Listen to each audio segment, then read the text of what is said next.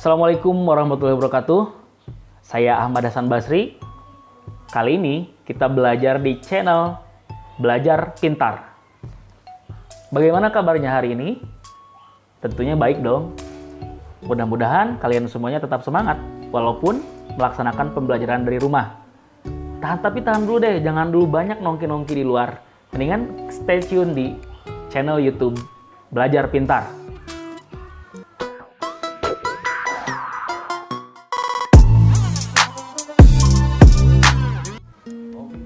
Mau pintar, ya harus belajar.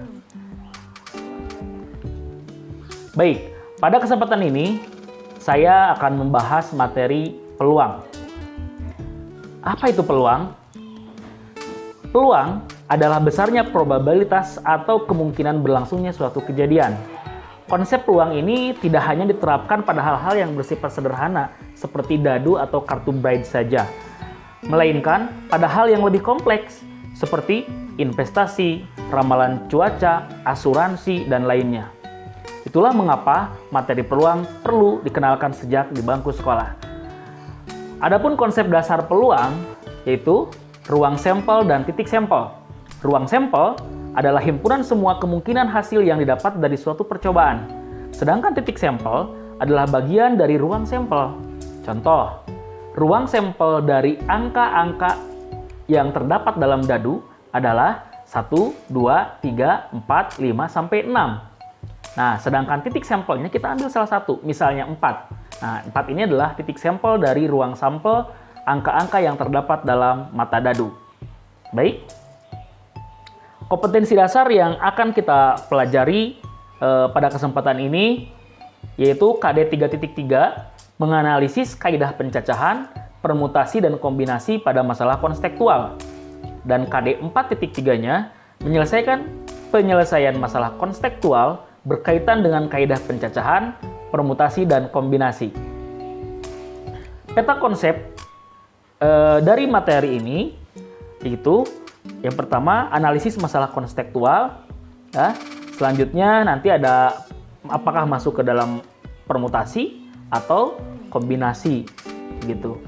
Lalu permutasi tersebut ada beberapa bagian begitu ya. Nanti kita akan bahas satu persatu seperti di dalam grafik konsep di samping ini. Perhatikan gambar di samping. Apabila disajikan 2 buah huruf dan 4 buah angka, maka berapa banyak susunan plat nomor yang mungkin terjadi? Nah, ini adalah salah satu teka-teki yang nanti kalian akan bisa menjawab setelah kalian menonton video pembelajaran ini.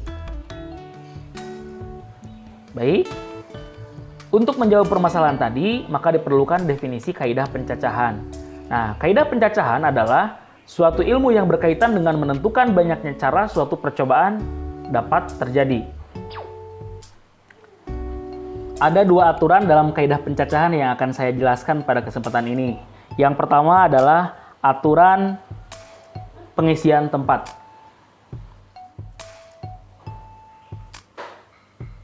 Baik, kita lihat contoh aturan pengisian tempat ya.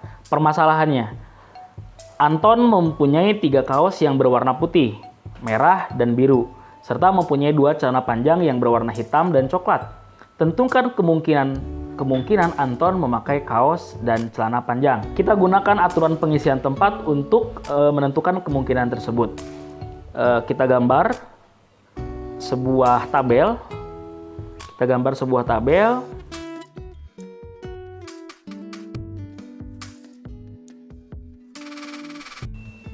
Nah, dalam tabel tersebut kita kasih keterangan. Yang pertama, di sini nanti untuk kaos ya, kaos dan celana ya. Kaosnya ada 3 warna. Yang pertama warna putih, lalu warna merah, dan warna biru. Sedangkan celana ada 2 ya, yaitu hitam dan coklat. Nah, berarti kemungkinan yang pertama, si Anton menggunakan kaos dengan celana tersebut. Yang pertama berarti celananya hitam, kaosnya putih. Lalu hitam dan merah, hitam dan biru, coklat dan putih, coklat dan merah, dan yang terakhir coklat dan biru. Nah, berarti di sini ada 6 kemungkinan cara.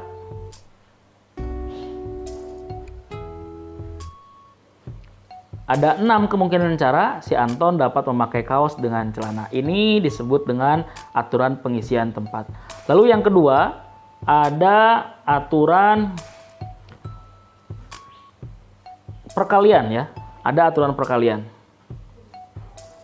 Aturan perkalian yaitu jika suatu kejadian dapat terjadi dalam n tahap yang saling berurutan, di mana tahap 1 dapat terjadi dalam Q1 cara, tahap 2 dapat terjadi dalam Q2 cara, tahap 3 dapat terjadi dalam Q3 cara, demikian seterusnya sampai tahap ke N.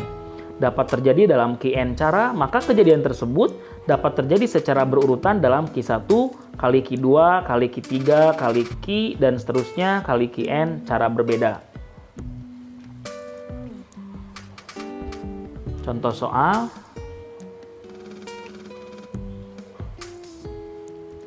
Baik, contoh soalnya untuk cara perkalian atau aturan perkalian yaitu berapa banyak cara untuk memilih. Di sini permasalahannya, berapa banyak cara untuk memilih 3 pengurus OSIS yang terdiri dari ketua, sekretaris, dan bendahara dari 8 orang siswa. Maka penyelesaiannya, terdapat 3 tempat untuk mengisi posisi ketua, sekretaris, dan bendahara sebagai berikut. Nah, kita bikin aja sebuah tabel lagi. Ada 3 tempat ya, karena kan untuk sekretaris, untuk ketua, ini untuk ketua, untuk sekretaris, dan untuk bendahara. Berarti ada 3 tempat di sana. Baik, semua siswa ada 8 ya. Jumlah seluruh siswanya ada 8. Nah, berarti di sini nanti yang kesempatan ada kemungkinan bisa menjadi ketua ada berapa? Berarti kan dari 8 orang tersebut semuanya memiliki kemungkinan yang sama untuk menjadi ketua, memiliki peluang yang sama menjadi ketua, betul nggak? Nah, selanjutnya untuk sekretaris di sini. Nah, kalau misalnya sudah terpilih 1 orang jadi ketua, berarti sisanya sekretaris berapa? Tinggal tuh 7. Selanjutnya untuk yang bendahara. Nah, kalau di sini bendahara ketua sudah terpilih, sekretaris sudah terpilih, maka di sini bendahara tinggal berapa kemungkinan? Ada 6. Jadi nanti penyelesaiannya 8 kali 7 kali 6 sama dengan berapa? Itu aturan perkalian ya. Baik, selanjutnya kita masuk ke dalam notasi faktorial. Definisinya, perkalian bilangan dari n bilangan asli yang terurut. Nah, ini rumusnya. N faktorial sama dengan n kali n min 1 kali n min 2 kali dan seterusnya 3 kali 2 sampai kali 1 gitu. Contoh, hitunglah nilai berikut. Yang pertama 4 faktorial, yang kedua 9 faktorial per 5 faktorial. Baik, soal nomor 1 yaitu 4 faktorial. Kita akan menentukan nilai 4 faktorial dengan rumus yang tadi, yaitu, nah ini rumus formula faktorial ya. N faktorial sama dengan N kali N min 1 kali N min 2 sampai seterusnya kali N dikurangi N plus 1 atau sampai 1 begitu. Berarti di sini 4 faktorial tinggal kali-kalikan saja, berarti 4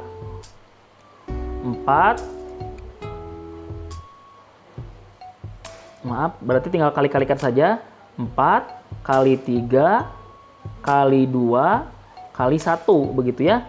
Tinggal hitung saja nanti hasilnya berapa ya. 4 kali 3 12 kali 2 24 berarti.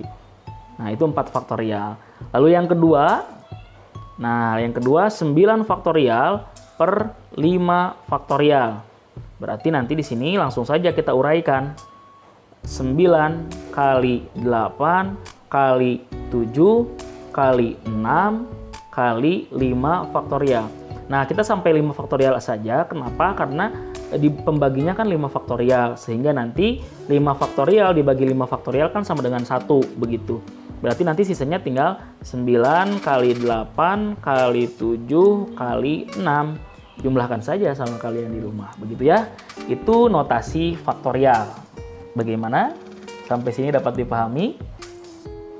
Nah, penyelesaiannya seperti ini ya. Tadi sudah jelaskan. Baik, selanjutnya kita akan masuk ke setelah kaidah pencacahan, yaitu ada permutasi. R unsur dari N unsur yang berbeda. Permutasi. Baik, kita langsung masuk ke dalam permutasi. Permutasi adalah susunan berurutan dari semua kejadian sebagai sebagian elemen dari suatu himpunan. Dalam permutasi, perlu difahami terlebih dahulu terkait definisi faktorial yang sudah tadi saya jelaskan. Nah, hasil kali bilangan bulat dari 1 sampai N adalah N faktorial atau notasinya tadi seperti tanda seru ya. Permutasi itu ada beberapa macam. Yang pertama, ada permutasi R unsur dari N unsur yang berbeda. Nah, contoh soalnya, dari 3 orang A, B, dan C akan dipilih menjadi ketua, sekretaris, dan bendahara. Kemungkinan yang terjadi adalah, ini sama seperti yang tadi kita kerjakan dalam kaidah pencacahan ya. Nah, berarti nanti penyelesaiannya kita bisa lihat dalam tabel kaidah pencacahan seperti ini ya. Kemungkinan pertama A sebagai ketua, B sebagai sekretaris, C sebagai bendahara, dan seterusnya sampai ada 6 kali pasangan, ada 6 kali kemungkinan. Kesimpulannya, dari 3 orang yang akan dipilih menjadi ketua, sekretaris, dan bendahara, maka banyak cara pemilihan adalah bisa ditentukan dengan permutasi 3 dari 3. 3 yaitu 3 faktorial per 3 dikurangi 3 faktorial sama dengan 3 faktorial per 0 faktorial. 0 faktorial itu sama dengan 1. 3 kali 2 kali 1 per 1 berarti sama dengan 6 cara pemilihan. Jadi dengan cara permutasi kita dapat langsung menentukan 6 cara pemilihan tadi. Sehingga banyaknya permutasi R unsur yang diambil dari N unsur yang tersedia dinyatakan dengan notasi permutasi R dari N. Jadi ini huruf R ini adalah nanti unsur yang diambilnya, dan N ini adalah unsur yang tersedianya. Nah, ini adalah rumus yang kita gunakan untuk permutasi R unsur yang diambil dari N unsur yang tersedia, begitu ya. N faktorial per N dikurangi R faktorial, dengan R kurang dari sama dengan N gitu. Jadi dari penjelasan tersebut dapat kita simpulkan bahwa permutasi adalah susunan yang mungkin dari unsur-unsur berbeda dari objek-objek dengan memperhatikan urutannya. Dalam permutasi, urutan menjadi hal yang penting karena berurutan maka menjadi susunan yang berbeda. Banyaknya permutasi dari N objek yang disusun R objek dapat dinotasikan menjadi permutasi R dari N sehingga dirumuskan menjadi ini seperti rumus yang tadi ya.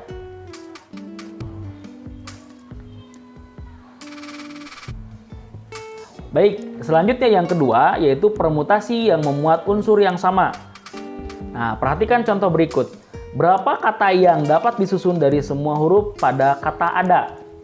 Nah, kata ada dapat disusun dari semua huruf, yaitu yang pertama A, D, A. Lalu yang kedua D, A, A. Dan yang ketiga A, A, D. Berarti ada 3 ya. Sehingga banyaknya permutasi N unsur yang memuat K1 unsur yang sama, K2 unsur yang sama, K3 unsur yang sama, dan seterusnya hingga Kn unsur yang sama dengan K1 tambah K2 tambah K3 dan tambah seterusnya sampai Kn sama dengan N. Dapat ditentukan dengan rumus permutasi K1, K2, K3 sampai Kn dari N sama dengan N faktorial per K1 faktorial, K2 faktorial, K3 faktorial sampai Kn faktorial. Baik, itu tadi penjelasan dari saya tentang kaidah pencacahan dan permutasi ya. Untuk kombinasi kita lihat di pertemuan selanjutnya. Nah, adik-adik semuanya silakan kerjakan soal yang terdapat dalam slide ini. Lalu apabila misalnya ada yang perlu didiskusikan, boleh nanti di kolom komentar, boleh ditulis. Kita diskusikan bareng-bareng ya. Baik, itu tadi pemaparan materi tentang peluang Pada kesempatan ini kita baru membahas tentang kaidah pencacahan dan permutasi. Untuk kombinasi, kita lihat di pertemuan selanjutnya. Semoga bermanfaat dan bisa membantu kalian semuanya, terutama yang sedang melaksanakan pembelajaran dari rumah. Dan ingat, selalu pakai masker jika berpergian keluar rumah, rajin-rajin mencuci tangan, dan jaga jarak. Stay healthy, keep spirit, and get success. Akhir kata, saya ucapkan terima kasih. Wassalamualaikum warahmatullahi wabarakatuh. Semangat belajar pintar.